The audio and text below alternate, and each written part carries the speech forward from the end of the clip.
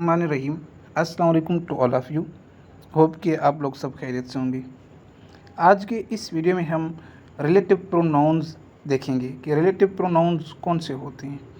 इस वीडियो में हम हु हुम व्हिच को देखेंगे एंड जो रिमेनिंग रिलेटिव प्रोनाउंस हैं वो हम नेक्स्ट वीडियो में इंशाल्लाह कवर करेंगे।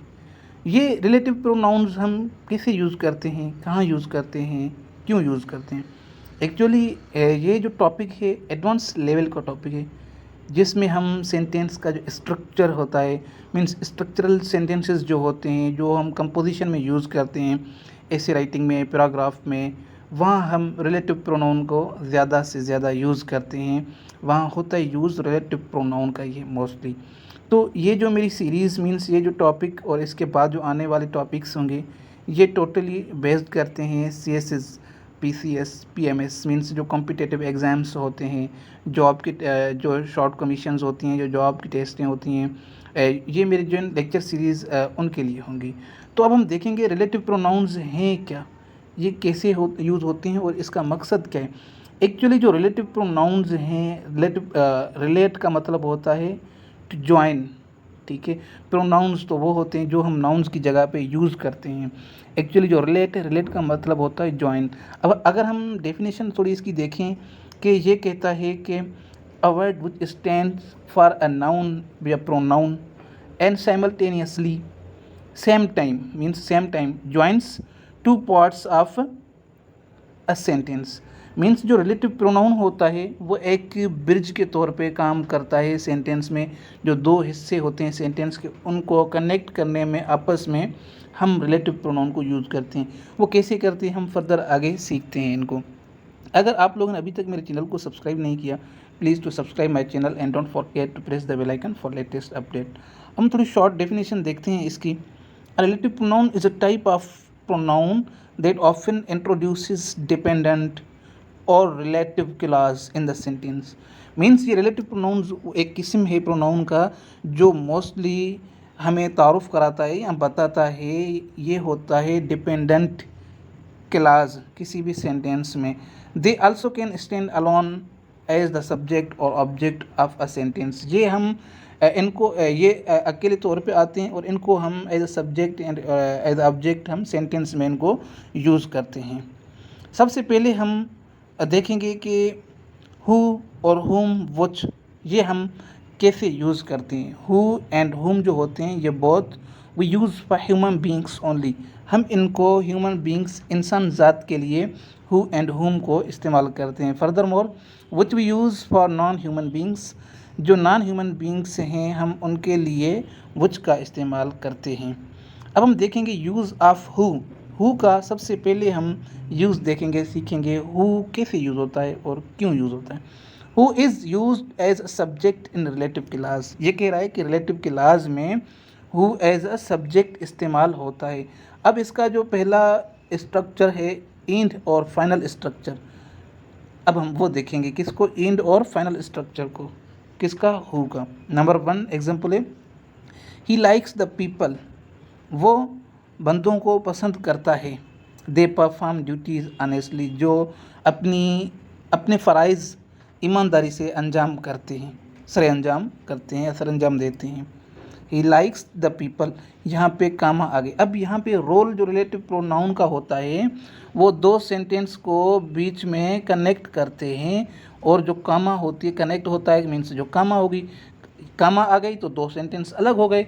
यहाँ पे कामा को ये रिलेटिव प्रोनाउन आकर ख़त्म करते हैं एंड देन ये सेंटेंस को एज एक स्ट्रेट सेंटेंस बना देते हैं, सिंगल सेंटेंस बना देते हैं। अब ही लाइक्स द पीपल, कामा आ गई, दे परफॉर्म ड्यूटीज़ ऑनेस्टली। इसको हम देखेंगे, इसको कन्वर्ट करेंगे कैसे। ही likes the people who perform duties honestly, यहाँ पे हु आ गया। हु क्या है, रिलेटिव प्रोनाउन है और सेंटेंस एक बन गया। पहले दो सेंटेंस थे, बीच में कामा थे, यहाँ पे दो सब्जेक्ट थे, ही एंड दे। मीन्स ये दो, ही भी subject as a subject use हो रहा था और दे भी एज अ सब्जेक्ट। हमने प्रीवियस स्लाइड में हमने देखा कि ये जो होते हैं relative pronoun as a subject या एज अ ऑब्जेक्ट इस्तेमाल होते हैं।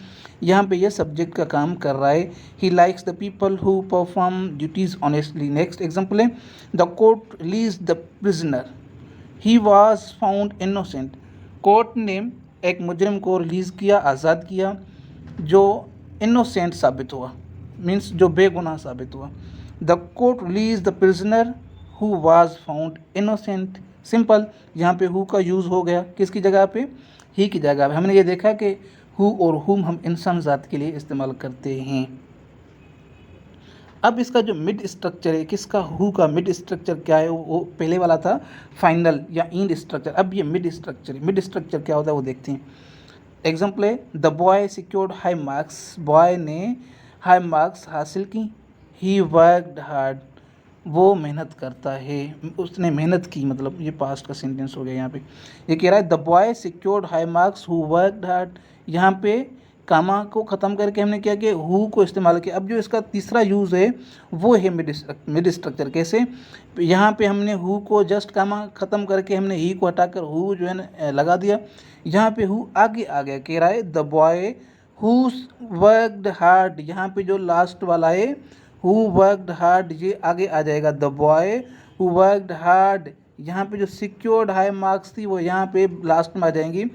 सिक्योर्ड हाई मार्क्स, कह रहा है the boy who worked hard, वो बच्चा जो जिसने मेहनत की, उसने हाई मार्क्स ली, हासिल की। The boy who worked hard secured high marks. Next example है, the player have greater chance to win the prize, comma he purchases more things. इसका जो इंड स्ट्रक्चर है वो ये, the player have greater chance to win the prize, just यहाँ पे हमने comma ख़त्म किया है। Who purchases more things. अब नेक्स्ट जो मेन है वो ये है, the player who purchases more things. जो लास्ट वाली चीज़ें होती हैं ना, ये परचेजेज मोर थिंग्स, ये आगे आ जाएंगे। The player who purchases more things have greater chance to win the prize. Means अब कोई सेंटेंस आ जाए किसी टेस्ट में, उसको हमें सेट करके लिखना होता है, सेट करके लिखना है। तो हम कैसे लिखेंगे, ये मिड स्ट्रक्चर, फाइनल स्ट्रक्चर, हम इनको मद्देनज़र रखते हुए हम इनको और उनको सेट करके लिख सकते हैं उन सेंटेंसेस को जो हमारे टेस्ट में आते हैं। तो यही है एक्चुअल हु का यूज़। फर्दर अब हम देखेंगे हुम को सीखेंगे। हुम क्या है, हुम का मतलब क्या है, उसकी पहले हम डेफिनेशन, उसका इंट्रो देखते हैं। Whom as an object in relative clause. Whom क्या होता है, एज एन ऑब्जेक्ट यूज होता है रिलेटिव क्लास में। हुम का फाइनल स्ट्रक्चर हम उसको सीख रहे हैं। Number 1, I have invited people comma I know them well. मैंने लोगों को या इन बंदों को इनवाइट किया, दावत दी है। आई नो देम वेल, जिनको मैं ठीक से जानता हूँ। अब क्या होगा, I have invited people whom I know well. Next है, the company will appoint the candidates it has selected them. यहाँ पे क्या है, फाइनल स्ट्रक्चर है। फाइनल देम क्या है, क्योंकि ये कह रहा है कि ऑब्जेक्टिव, तो यहाँ पे देम ऑब्जेक्ट था, यहाँ पे ऑब्जेक्टिव केस में था, तो इसको हमने हुम में कन्वर्ट किया। यहाँ पे देम क्या है, ऑब्जेक्टिव केस है, फिर इसको हम किस में कन्वर्ट करेंगे, हुम में करेंगे। कैसे, the company will appoint the candidates whom it has selected. पहला था the company will appoint the candidates it has selected them, means it क्या है, कंपनी की बात हो रही है। कह रहा है the company will appoint the candidates whom it has selected. Further हम हुम को देखेंगे। हुम अब हम मिड स्ट्रक्चर में हुम को सीखेंगे। Example number 1, the man is not so reliable. Reliable का मतलब होता है काबिल एतमाद। Means the man is not so reliable, you trust him blindly. कह रहा है कि वो ना काबिल एतमाद एक बंदा है जिस पे आप अंधा यकीन कर रहे हो, ब्लाइंडली ट्रस्ट कर रहे हो जिस पे आप। अब इसको कैसे कन्वर्ट करेंगे, द मैन हुम, ये क्या मिड स्ट्रक्चर है, यहाँ पे हिम आगे आ जाएगा। The man whom you trust blindly is not reliable, ये जो रिलायबल है इज़ नॉट रिलायबल, ये लास्ट में चला जाएगा, और जो लास्ट वाला ये आगे आ जाएगा। सब्जेक्ट जो था वो सेम ही रहेगा। नेक्स्ट एग्जाम्पल है, the passenger was a talkative fellow I travelled with him. With him आगे आ जाएगा, with him. The passenger with whom, him हुम में कन्वर्ट हो जाएगा। The passenger with whom I travelled was a talkative fellow. अब हम विच का यूज़ देखेंगे रिलेटिव प्रोनाउंस में। विच हम नॉन ह्यूमन बींग्स के लिए इस्तेमाल करते हैं, एज अ सब्जेक्ट हम विच को इस्तेमाल करते हैं। एग्जाम्पल है, it is only use for non human beings. Example number 1 है, आई need a book it contents valuable information, मुझे एक किताब की ज़रूरत है जिसमें अहम मालूमात हों। I need a book which contents valuable, just it को ख़त्म करके हम विच में कन्वर्ट करेंगे, it contents valuable information. Example second है they own a factory it earns a big profit, they own a factory which earns a big profit. ये हम क्यों यूज़ करते हैं, हम सेंटेंस को एक बनाने के लिए रिलेटिव प्रोनाउन को इस्तेमाल करते हैं, कामा को ख़त्म करते हैं। मिड स्ट्रक्चर देखेंगे, विच का जो मिड स्ट्रक्चर है, the trees now down they beer abundant fruit, जब ट्रीज़ में फ्रूट आ जाता है तो उनकी जो टामें ब्रांचेस जो शाखें होती हैं वो नीचे आ जाती हैं। कह रहा है the trees now down they beer abundant fruit, means बहुत ज़्यादा फ्रूट उनमें है।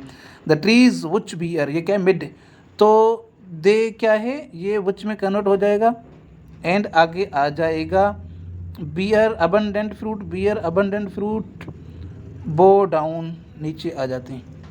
The car covered longer distance it consumed less fuel, the car which consumed less fuel covered long distance. अब विच को फर्दर देखेंगे, इसका जो फाइनल स्ट्रक्चर है वो सीखेंगे। एज एन ऑब्जेक्टिव, अब जो फाइनल स्ट्रक्चर होता है ना वो एज एन ऑब्जेक्टिव होता है हर रिलेटिव प्रोनाउन का। एग्जाम्पल नंबर 1 है every one like the dish she prepared it skilfully, हर एक ने ताम को पसंद किया, उसने बड़ी हुनरमंदी से उसको तैयार किया। इट को हम विच में कन्वर्ट करेंगे। Every one like the dish which prepared, which it को हम विच में कन्वर्ट करेंगे, विच शी प्रिपेयर्ड स्किलफुली, क्योंकि ये फाइनल स्ट्रक्चर है।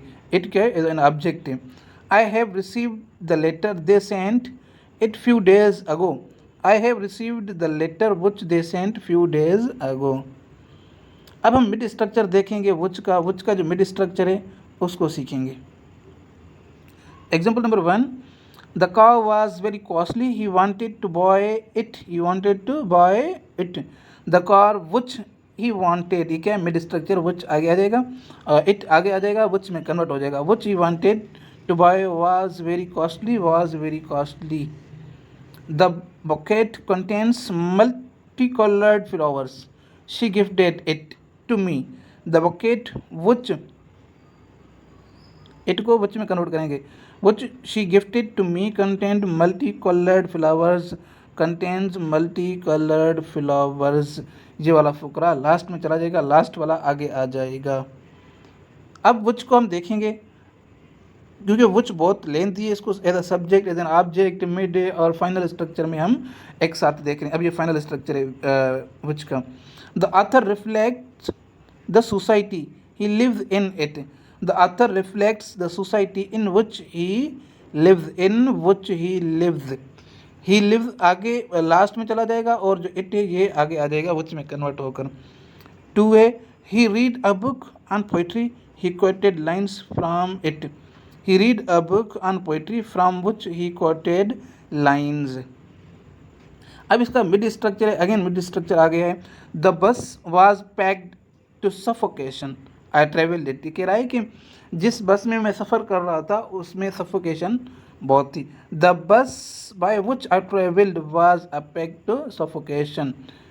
एंड नेक्स्ट है the branch began to break he stood on it, it क्या है यहाँ पे एज अ रिलेटिव प्रोनाउन, लेकिन ये क्या है मिड स्ट्रक्चर, यहाँ पे तो ऑब्जेक्ट है लेकिन ये मिड स्ट्रक्चर में हम इसको आगे आकर विच में कन्वर्ट करेंगे। द ब्रांच ऑन विच, ये ऑन विच ऑन इट आगे आकर ऑन विच हो जाएगा, on which he stood began to break, he stood began to break last में चला जाएगा। अगर आप लोगों को ये मेरी वीडियो अच्छी लगी है तो प्लीज़ मेरे चैनल को सब्सक्राइब करें, इस वीडियो को लाइक करें, कमेंट करें एंड दोस्तों में ज़्यादा से ज़्यादा शेयर करें। और जो रिलेटिव प्रोनाउन का जो नेक्स्ट पार्ट होगा वो इंशाल्लाह हम नेक्स्ट वीडियो में कवर करेंगे। अल्लाह हाफिज़।